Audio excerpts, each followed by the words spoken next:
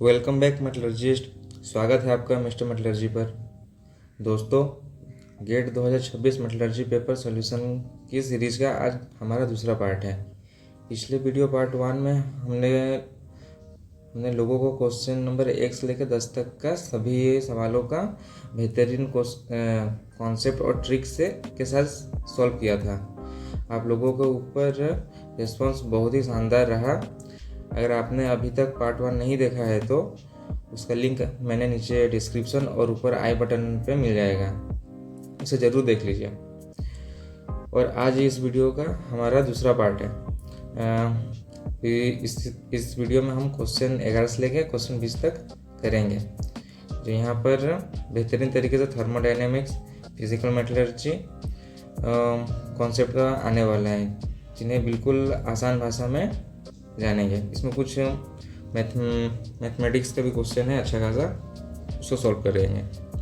तो चलिए अभी शुरू करते हैं। हमारा पहला क्वेश्चन दिया हुआ है क्वेश्चन 11। तो यहाँ पर देखिए,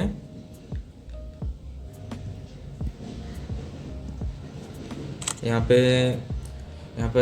एक लाप्लास ट्रांसफॉर्मेशन एक्सपोनेंशियल फंक्शन है। तो यहाँ पर गिवन दिया हुआ है function t is equal to e उसका power -80। The Laplace transform of the function Laplace function t is equal to f(s). तो इसको अगर सोल्यूशन, इसका कॉन्सेप्ट क्या है, इसका कॉन्सेप्ट पहले देखेंगे। लाप्लास ट्रांसफॉर्म का उपयोग के समय हम लोगों टाइम डोमेन को फ्रीक्वेंसी डोमेन में कन्वर्ट करते हैं। तो ये बहुत महत्वपूर्ण सब्जेक्ट है। इसको डिटेल में अगर हम लोग को सॉल्व करना चाहे तो मैं आपको सॉल्व कर दिखाता हूँ। तो यहाँ पर दिया हुआ है Laplace function f of t is equal to limits 0 to infinite e to power st function of t dt। अब इसको अगर स्टेप बाय स्टेप सॉल्व करते हैं तो Laplace e -at is equal to 0 to infinite e -st into e -at dt। यहाँ पर हम लोगों ने फंक्शन f ऑफ इसके जगह में एल पुट किया है। इसको ही यहाँ से सॉल्व करते हैं तो इन्फिनाइट, इसको हम लोग लिख सकते हैं s प्लस a t और इसका dt। अब इसको अगर नेक्स्ट हम लोग को इंटीग्रेशन पर हल करेंगे तो इस पार्ट को, ये जो निकला, तो इसको हम लोग को इंटीग्रेशन पर सॉल्व करते हैं। तो ये आपका आ जाएगा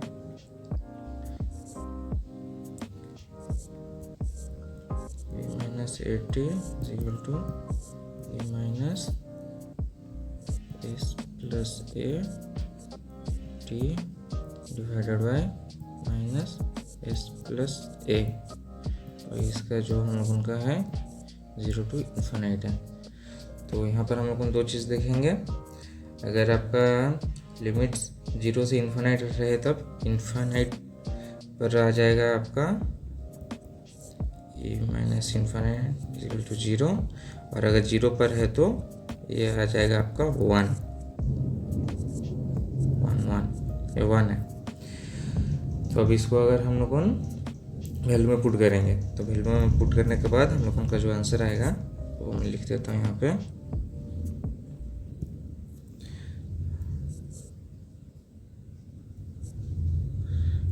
Laplace of a -at is equal to 0 minus 1 by -s plus a।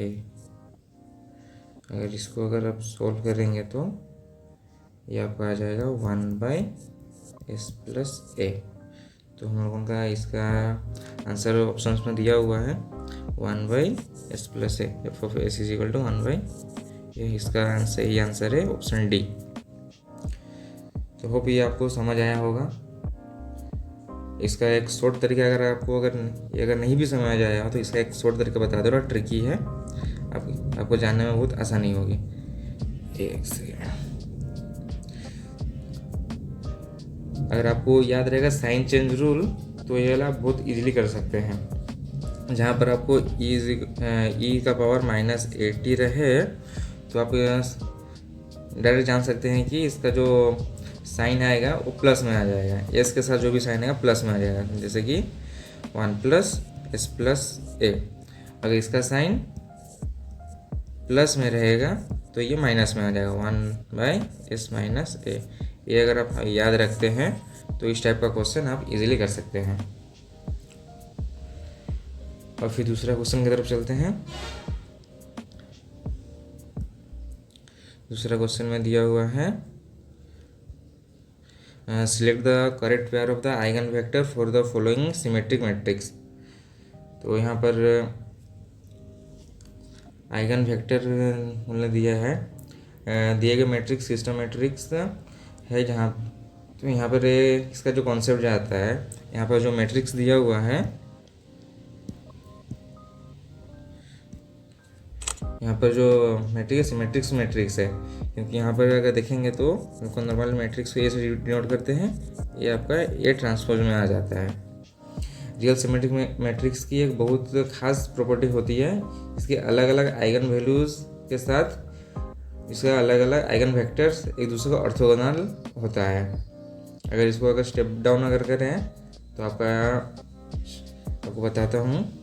Step 1 में अगर देखे जाए तो a माइनस लैम्बडा ऑफ जो ट्रांसपोज रहेगा = 0। इसका आइगन वैल्यू निकालेंगे अभी, तो ये हो जाएगा आपका 1 minus lambda into 4 minus lambda minus 2 into 2। ये डायगोनली ये किया गया है, लैम्बडा के साथ 1 और इसका 4, और फिर इस तरह डायगोनली किया गया है। तो अगर इसको हम लोग सॉल्व करेंगे तो आपका ये हो जाएगा लैम्बडा स्क्वायर माइनस 5 लैम्बडा = 0। अगर हम लोग लैम्बडा कॉमन ले जाएंगे तो लैम्बडा माइनस 5 = 0। तो ये एक लैम्बडा का वैल्यू हो जाएगा 0 और एक का हो जाएगा 5, माइनस है तो ये +5 हो जाएगा। तो यहाँ पर हम लोगों ने इस आइगन वैल्यू ऐसे निकालेंगे। और स्टेप 2 देखते हैं। स्टेप 2 में क्या करेंगे? स्टेप 2 में लैम्बडा = 0 के लिए 1 माइनस 0i इंटू एक्स हल करने पर समीकरण x1 + 2x2 0 बनता है। इसका पहला वेक्टर -2 और 1 मिलता है। बताता हूँ आपको। अगर लैम्बडा = 0 होता है, इसको अगर लेकर हम लोग करेंगे 1 माइनस 0i इंटू एक्स = 0। इसको हल पर x + 2x2 = 0 बनता है। तो अगर इसका वैल्यू देखा जाए -2 और 1 निकलेगा। पहला फेयर निकल जाएगा -2 और 1। अब इसका नेक्स्ट स्टेप देखते हैं। नेक्स्ट स्टेप में क्या होगा?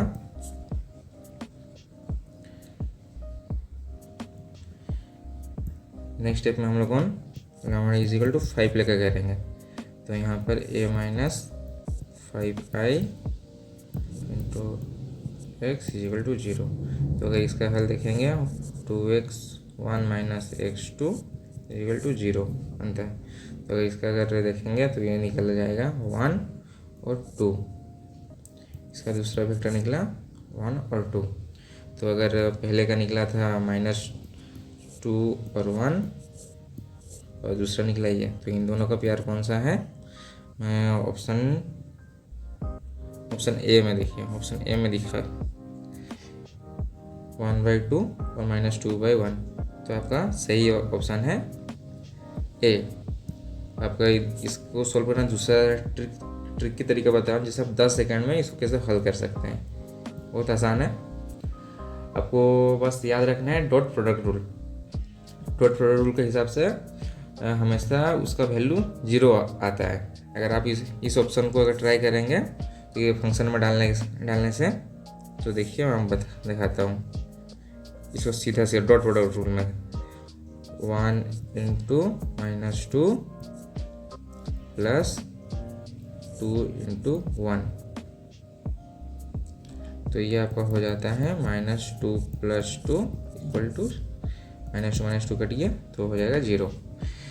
बाकी किसी भी ऑप्शंस में डॉट प्रोडक्ट 0 नहीं है, या अगर आप मैट्रिक्स में अगर वेरीफाई करके देखें तो वो मिल जाएगा, नहीं होगा बोल के।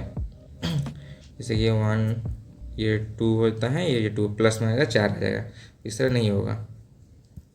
तो होप ये तरीका आपको इजी लगेगा।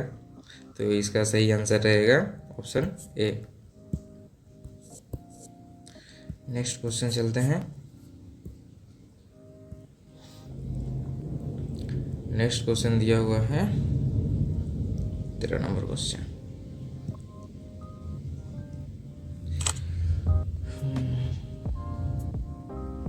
यहाँ पर पार्शियल डिफरेंशिएशन और चेन रूल के बारे में बताया गया है। तो इसका जो क्वेश्चन दिया हुआ है W = F all into AX plus BY, where A and B are the constant and the value is B differential W by X minus A dy by dx। तो इसका वैल्यू पूछा गया है, इसका कितना होगा बोल के। तो अगर हम लोग को कोर कॉन्सेप्ट देखें तो क्या है इसका, ये चेन रूल पर आधारित है। जब कोई फंक्शन सीधे x और y पर निर्भर ना होकर उसके कॉम्बिनेशन जैसे कि ax प्लस by पर निर्भर करता है, तो आंशिक पार्शियल डिफरेंशिएशन करने के समय अंदर के वेरिएबल्स दोबारा डिफ्रेंशिएट करना पड़ता है। तो अगर इसको डिफाइन किया जाए तो अगर हम लोग लेट लेते हैं u = ax प्लस by, तो यहाँ पर आपका w हो जाएगा f of u, जो हम लोगों का दिया हुआ है। तो हम लोगों ने लेट ले लिया ये वाला, तो w के इक्वल लिख दिया है f of u फंक्शन। अगर हम लोगों ने x के ऊपर डिफाइन करें तो ये आ जाएगा dw by dx = function dash ax plus by into dy dx ax plus by equal to ये रहेगा। तो ये आपका निकला पहला इक्वेशन। और दूसरा इक्वेशन के लिए फिर से हम लोग को यहाँ पर y के वेरिएबल में लेंगे। तो y के लेने से आपका ये वाला आ जाएगा for y dw by dy function a of ax plus by dy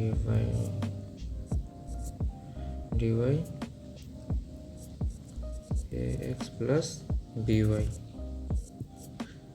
तो ये रहेगा आपका b।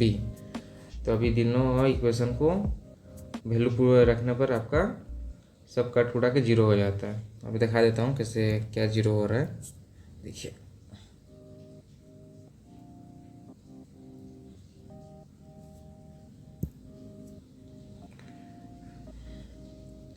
उसका अगर वैल्यू हम पुट कर देते हैं b into f of ax plus by bracket close, इसका माइनस करेंगे a dot b into f of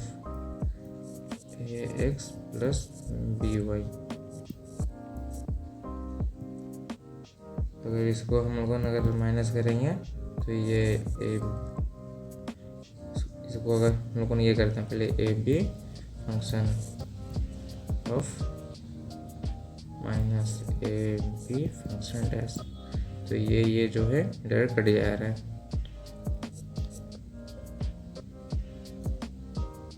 तो इसको भी देखेंगे तो ये भी ए प्लस में माइनस में ए भी कट गया, इक्वल टू 0 हो गया। तो इसका सही आंसर है D. D is right answer. अगर इसको भी अगर ट्रिकी में अगर सॉल्व करना चाहते हैं तो उसका भी जवाब मैं लेकर आया हूँ। इसको अगर ट्रिकी में देखना चाहते हैं सब्स्टिट्यूशन मेथड से आप इसको बड़े आसानी से कर सकते हैं। जैसे कि हम लोगों का दिया ये है W is equal to A X plus B Y, ये हो गया। अब D W by D X is equal to A है और D W by D Y is equal to B है। तो हम डायरेक्ट यहाँ पर पुट कर देंगे B whole into A minus A B equal to, इसको अगर इक्वल करेंगे तो A B minus A B. तो ये कट जाके 0 हो जाएगा। पूरा ये 10 सेकंड लगेगा ख़त्म करने के लिए, 10 से 5 सेकंड में ख़त्म हो जाएगा। इजी क्वेश्चन है। और थोड़ा कॉन्सेप्ट इसके पीछे जान लेंगे तो बहुत इजी रह जाएगा। नेक्स्ट क्वेश्चन चलते हैं। नेक्स्ट क्वेश्चन दिया हुआ है हीट अफेक्टेड जोन के ऊपर।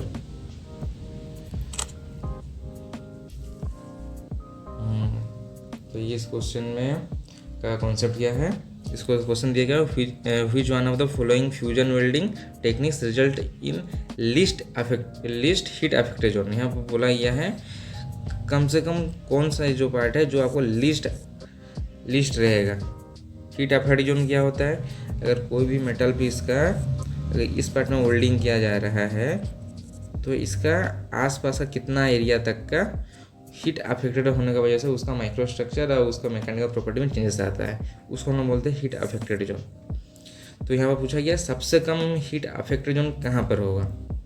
तो उसको मैं दिखाता हूँ। यहाँ पर 4 ऑप्शन दिया हुआ, submerge arc welding, tungsten inert gas welding, electron beam welding और ऑक्सी एक्सेटिलीन वेल्डिंग। तो यहाँ पर अगर हीट अफेक्शन मुख्य रूप से एनर्जी डेंसिटी के ऊपर निर्भर करता है। ऊंचा एनर्जी डेंसिटी का मतलब होता है वेल्डिंग बहुत तेज़ी और केंद्रीय जगह पर होता है। जैसे कि अगर आपका एनर्जी डेंसिटी ज़्यादा है तो फोकस होकर उसी एग्जैक्ट एरिया पर ही वेल्ड करेगा और बाकी एरिया को हीट अफेक्ट नहीं करेगा। तो यहाँ पर जैसे कि गैस वेल्डिंग है यहाँ है, इसे सबसे कम होता है तो इसका प्रोसेस में सबसे ज़्यादा हीट अफेक्शन क्रिएट होता है। उसे TIG और SW जैसे ये आर्क वेल्डिंग है, इसका भी हीट अफेक्शन मतलब मिड रेंज में होता है। पर इलेक्ट्रॉन बीम जो है, जो आपको ऑप्शन सी में दिया हुआ है, इलेक्ट्रॉन बीम वेल्डिंग, इसकी ऊर्जा अगर देखा जाए तो एनर्जी डेंसिटी 10⁶ W/cm²। इसका इतना एनर्जी डेंसिटी है, मतलब हाईली फोकसलाइज डेंसिटी है इसका। तो ये क्या होता है, जिसकी धातु तुरंत वेल्ड हो जाती है, इसका हीट अफेक्शन बहुत कम होता है। इसको भी अगर शॉर्ट तरीका से अगर याद करना चाहे तो आप अगर एनर्जी डेंसिटी ऑर्डर अगर याद रख लेते हैं तो आपको इजीली हो जाएगा। सबसे कम रहेगा आपका laser beam, electric beam, arc welding, इसका आगे भी है गैस वेल्डिंग। इसको अगर आप देखें तो आपको हो जाएगा। जिसका सबसे एनर्जी डेंसिटी सबसे ज़्यादा होगी उसे हीट अफेक्शन सबसे कम होगा। बस ये याद रख लीजिए, ठीक है। नेक्स्ट में चलते हैं। नेक्स्ट क्वेश्चन दिया हुआ है during metallography nital is the most commonly used for the etching. यहाँ पर इचिंग एलिमेंट के बारे में पूछा गया है। तो इसका और कॉन्सेप्ट क्या है, मेटालोग्राफी में माइक्रोस्ट्रक्चर के नीचे ग्रेन बाउंड्रीज और फेजेस को स्पष्ट देखने के लिए हम लोगों ने केमिकल इचिंग की जाती है। अलग अलग धातु के लिए अलग अलग इचेंट होता है। यहाँ पर पूछा गया है नाइटल किसके लिए यूज होता है। तो नाइटल हम लोगों ने कॉलेज डिप्लोमा में भी देखे हैं। नाइटल हम लोगों ने मेटालोग्राफी स्पेशल माइल्ड स्टील के लिए करते हैं। अलग अलग एलिमेंट के लिए अलग अलग किया जाता है। और इसका नाइटल का कॉम्बिनेशन रहता है HNO3 इसको बोलते हैं। इसमें अल्कोहल मिला हुआ रहता है।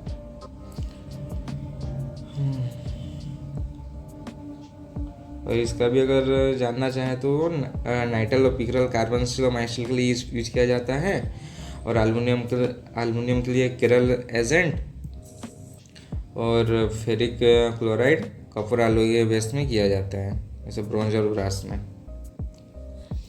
तो आई होप इसका आंसर माइल्ड स्टील है, नाइट्राइल माइल्ड स्टील के लिए यूज किया जाता है इचेंट के हिसाब से।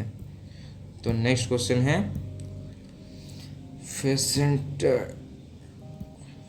Centred cubic Meta स्कोटली पार्शियलिस। तो स्कोटली पार्शियल कहाँ पे होता है, तो इसका कॉन्सेप्ट भी ये जान लीजिए, अच्छा रहेगा। एफसीसी धातु में एक परफेक्ट डिसलोकेशन ऊर्जा कम करने के लिए दो हिस्से में टूट जाती है, जिन्हें पार्शियल डिसलोकेशन कहते हैं, क्योंकि इनका बर्जर वेक्टर लैटिस ट्रांसलेशन के बराबर नहीं होता है, इसलिए सभी पार्शियल इम्परफेक्शन होती है। यदि इसको अगर हमको नॉर्मली आप ये बस याद रखिए, स्कोटली पार्शियल मतलब क्या है, ये स्लिप है, स्लिप जो मूवेबल है, मोबाइल है, मतलब स्लिप भी है, मोबाइल है। और फ्रैंक पार्शियल में क्या होता है, वो फिक्स रहता है और इमोबाइल रहता है। तो यहाँ पर क्या हो रहा है, यहाँ पर ये मूवमेंट हो रहा है। तो यहाँ पर इम्परफेक्ट, स्लिप मतलब इम्परफेक्ट है और मोबाइल मतलब मूवमेंट है, तो यहाँ पर इम्परफेक्ट और मोबाइल डिसलोकेशन रहेगा। इम्परफेक्ट भी है और मोबिलिटी है, बाकी इम्परफेक्ट है पर इमोबिलिटी नहीं होगा, परफेक्ट तो बिल्कुल नहीं है, परफेक्ट नहीं है, तो यहाँ पर होगा इम्परफेक्ट और मोबाइल डिसलोकेशन। इसको इजी तरीके से याद रखिए, ज़्यादा अंदर तक जाना ज़रूरत नहीं पड़ेगा आपको। नेक्स्ट 17 नंबर क्वेश्चन है, deformation mechanism map of A given material is issued for determining which one of the following properties. Mechanism map of given material, इसका क्या कंसेप्ट है, तो अगर इसका डिफॉर्मेशन मैकेनिज्म मैप, जिसे आसभी मैप भी कहते हैं, एक ग्राफिकल टूल है जो नॉर्मलाइज स्ट्रेस और होमोलोगस टेम्परेचर के आधारित पर दिखाया जाता है। धातु किस तंत्र द्वारा डिफॉर्म होगा। अगर यहाँ पर जो मैं बताया होमोलोगस टेम्परेचर क्या होता है, वो अप्लाई टेम्परेचर पर उसका मेल्टिंग टेम्परेचर होता है। इसका डीप में पढ़ेंगे तो आपको मालूम चल जाएगा। तो इसको अगर डिटेल स्टडी में देखा जाए तो क्या करेंगे, इसमें आपको कई निरंतर दिखाए गए हैं, जैसे कटर लाइंस खींचे जाने पर कांस्टेंट स्ट्रेन रेट की दर्शाई जाती है, क्योंकि मैप मुख्य रूप से उस हाई टेम्परेचर और लंबे समय तक लगने वाली कांस्टेंट स्ट्रेस के प्रभाव को दिखाता है, इसलिए ये क्रीप रेट पर निर्धारित होता है। हम लोग क्रीप टेस्ट में क्या करती है, एक कांस्टेंट टेम्परेचर में मेटल को ऊपर लोड देते हैं, तो इस तरह का उसका ग्राफ होता है अगर आप देखें तो यहाँ का अगर हम लोगों ने जो मैकेनिज्म मैप अगर देखा जाए, डिफॉर्मेशन मैकेनिज्म मैप एक क्रीप रेट के ऊपर डिफाइन करेगा। तो अगर आपको इसको मतलब इजीली याद रखना है तो आप यहाँ पे ये कर सकते हैं, जैसे कि जहाँ भी डिफॉर्मेशन मैकेनिज्म मैप या आपसी मैप आए उसका सीधा से डायरेक्ट संबंध रहता है हाई टेम्परेचर और टाइम से हो रहता है, और धातु कर्म इसका एकमात्र मतलब होता है क्रीप होता है।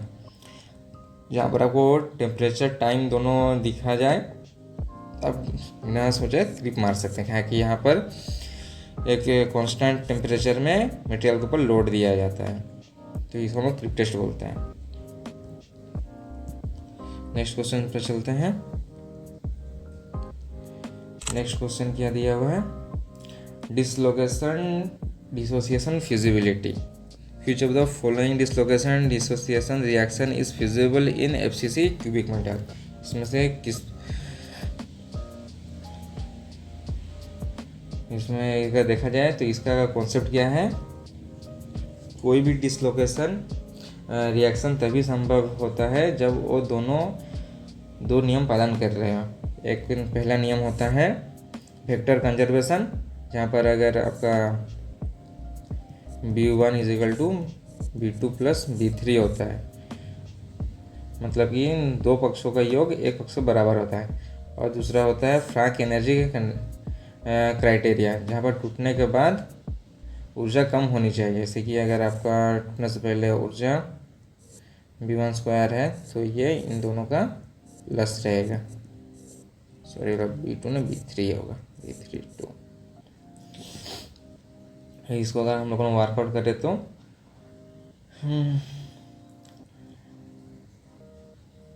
लेफ्ट हैंड साइड को डिसलोकेशन को A/6 से रूप में बदले। और हम लोगों ने लेफ्ट साइड को फंक्शन को अगर A/6 से बदलना चाहते हैं तो हम लोगों ने क्या करेंगे, यहाँ पर दिया हुआ है इस सब लेफ्ट साइड का फंक्शन है, तो A/2 0 1 1। अगर हम लोगों ने अगर 6 करना चाहे तो इसको मल्टीप्लाई 3 करेंगे हम, तो 3 करने से हो जाएगा आपका A/6, ये 0 का 0 रहेगा, ये -3 हो जाएगा और ये 3 हो जाएगा। तो हम लोगों ने अब देखेंगे कौन सा इसके बराबर आ रहा है। तो अगर दोनों आंशिक, अब ऑप्शन ए को अगर हम लोग देखते हैं तो यहाँ पर आपको दिख जाएगा A/6, इन दोनों को हम लोग जोड़ते हैं तो हो जाएगा आपका, एक सेकेंड इसको मिटाते हैं, A/6 हो जाएगा। और इसको अगर हम लोग को अगर मिलाना चाहे तो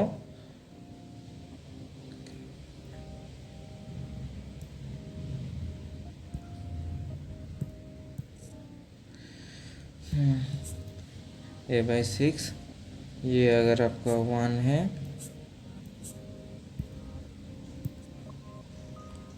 और ये प्लस -1 है तो ये 0, फिर आपको एक्स कोऑर्डिनेशन में आएगा, या वाई में आएगा आपका -2 प्लस -1, ये आपका आ जाएगा -3, और जेड में अगर देखिए तो 1 + 2, तो आपका 3 आ जा रहा है। तो हम लोगों का जो निकला हुआ था जैसे कि 1/6 था, 0 -3 और 3 -3 3, तो इसका सही आंसर आता है ऑप्शन ए में, ये हमको सही आंसर मिल जाता है।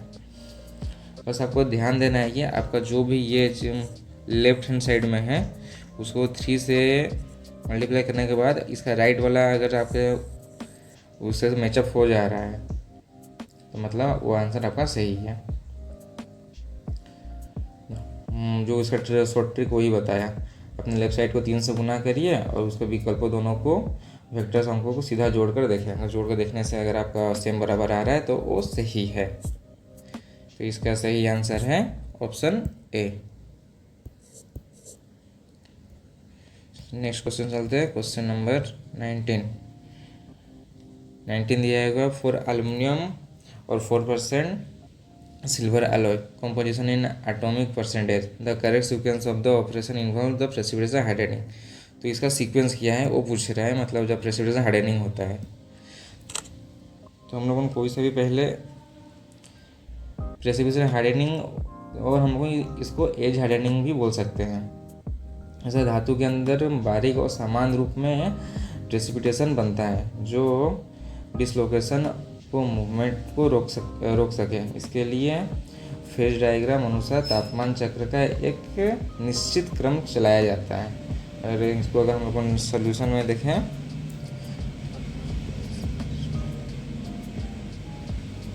तो सब नॉर्मली याद रख सकते हैं। इसका पहले आपका आएगा सॉल्यूशन ट्रीटमेंट। पहले हम लोगों को जो कुछ भी होता है लिक्विड फेज में रहता है तो सॉल्यूशन ट्रीटमेंट सबसे यहाँ पर दिया है, यहाँ पे दिया है। उसके बाद हम लोग क्या करते हैं, क्वेंचिंग करते हैं, उसके बाद एजिंग होता है। पहले सॉल्यूशन ट्रीटमेंट, क्वेंचिंग, फिर एजिंग होता है। यहाँ पर जो दिया सॉल्यूशन ट्रीटमेंट, एजिंग और क्वेंचिंग के बाद एजिंग होता है, तो ये ऑप्शन गलत है। तो आपका option D is the right answer. और 20 नंबर क्वेश्चन दिया हुआ है, which one of the following not a state function. ये डायरेक्ट क्वेश्चन है। हम लोग को हम बस इतना याद रखना है कि स्टेट फंक्शन में कौन कौन है और स्टेट फंक्शन और पाथ फंक्शन दो चीज़ होता है। तो यहाँ पूछा गया नोट ए स्टेट फंक्शन, तो मतलब पाथ फंक्शन बारे में पूछा जा रहा है। तो पाथ फंक्शन में हमको याद रखना है वर्क और हीट, ये दो ही स्टेट फंक्शन है, सॉरी ये दोनों ही पाथ फंक्शन है। तो यहाँ पर path function work is the right answer. और बाकी ये जो एंथैल्पी, एंट्रोपी और इंटरनल एनर्जी है, ये सब आपका स्टेट फंक्शन है। तो option C is the right answer. चलिए आपका यहाँ पर आपका 11 से लेकर 20 तक का क्वेश्चन कंप्लीट हो गया। Thanks for watching. वीडियो अगर आपको अच्छी लगी हुई तो प्लीज़ लाइक शेयर सब्सक्राइब करें। और हाँ, इसका अगर आपको डिटेल स्टडी चाहिए, जैसे मैं आपको सोल्यूशन करके दूँ, उसका PDF मैं आपको मेल में भेज सकता हूँ। मैं अपना मेल ID अटैच कर दूँगा, डिस्क्रिप्शन बॉक्स में दे दूँगा। आप मेरे को मेल ID में कॉन्टैक्ट करिए, मैं आपको मेल में प्रोवाइड कर दूँगा। ठीक है।